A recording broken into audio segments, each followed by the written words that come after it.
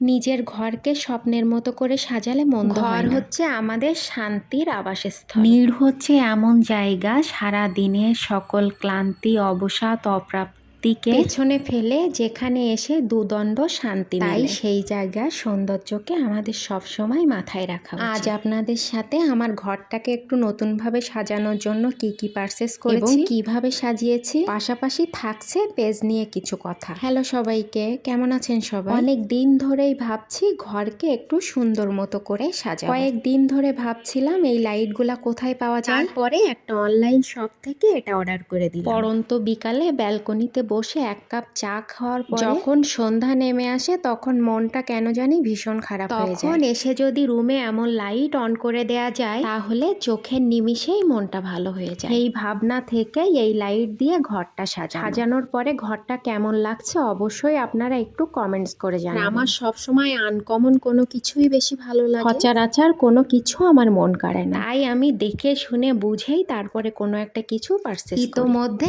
আমার বিভিন্ন ভিডিও ছবিতে আপনারা এই লাইটগুলা দেখেই ফেলেছেন এবং অনেকেই আমাকে বলেছেন লাইটগুলা দিয়ে ঘরটা সাজিয়ে ভীষণ ভালো লাগছে। ভাবলাম এই পার্সেলটা আনবক্সিং করার ভিডিও এবং এটা দিয়ে রুম সাজানোর ভিডিওটা আপনাদের সাথে শেয়ার করি এবং পাশাপাশি পেজ নিয়ে কিছু কথা বলি। ইদানিং অনেকেই বিভিন্ন সমস্যা ফেস করছে। ইতোমধ্যে আপনারা অনেকেই দেখতে পেয়েছেন, অনেকেই আপনারা আপনাদের প্রফেশনাল ড্যাশবোর্ডে ঢুকতে পারছেন। ফেসবুকের আপডেট জনিত কারণে অনেকেই বিভিন্ন ধরনের প্রবলেম ফেস করছে। এটা ফেসবুকের আপডেট জনিত কারণে হচ্ছে, এটা নিয়ে কেউ খুব বেশি চিন্তা করবেন না। জানুয়ারিতে আশা করি সব প্রবলেম সলভ হয়ে যাবে। ততদিন ধৈর্য ধরে পেজে ভিডিও ছবি পোস্ট করতে থাকুন। অন্য কিছু নিয়ে খুব বেশি অরিড হওয়ার কারণ নাই। যদি আপনি পেজের রুলস রেগুলেশন মেনে কাজ করে থাকেন এবং আপনার ইনফরমেশন যদি সবকিছু ঠিক হয়ে থাকে, আপনার ভিডিওতে যদি কোনো কপিরাইট না থেকে থাকে, তাহলে অন্য কিছু নিয়ে খুব বেশি অরিড হওয়ার কারণ নাই। সবার টুকটাক একটু সমস্যা হচ্ছে, আবার নিজে নিজেই এটার সমাধান হয়ে যাবে। অনেকেই ভাবছেন আপনাদের পেজে রিচ কমে গিয়েছে, এটা নিয়েও চিন্তা করার প্রয়োজন নাই। রিচ এখন সবারই কম।